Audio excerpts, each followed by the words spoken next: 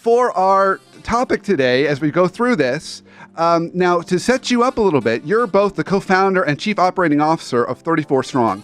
So maybe a good starting place. Tell us a little bit about 34 Strong. Tell us a little bit about kind of how you got into this journey, and then let's dive into this idea of being more strengths-based.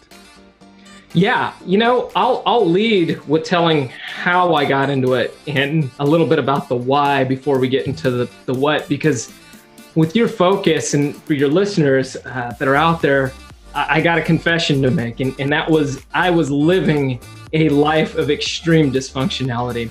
And I'm thankful for a very, very sacred moment that I had with my daughter when she was 4.5 months old.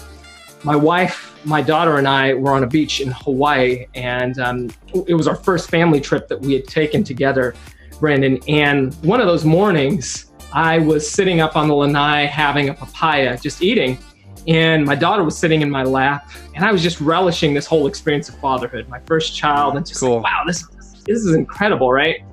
And in that moment, I'm sitting there, the Pacific Ocean's roaring off on my right-hand side, and my daughter, Kira, looks up at me and laughs out loud for the first time. And I was smiling just from ear to ear, and I was also absolutely terrified in that moment.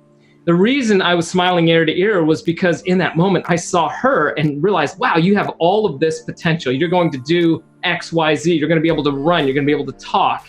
You're going to be able to get dressed on your own, brush your own teeth, go to school, all these different things.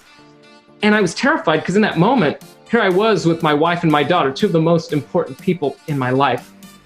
And I said they were the most important people in my life, but I wasn't making that a reality.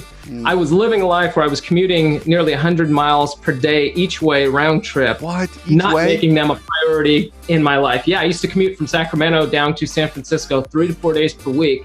I would not have the time. Darren, that's brutal. That's brutal. It was brutal. So I'd leave in the morning. Kira, my daughter, was, still asleep, getting home in the evening, and she was getting ready to go back to bed.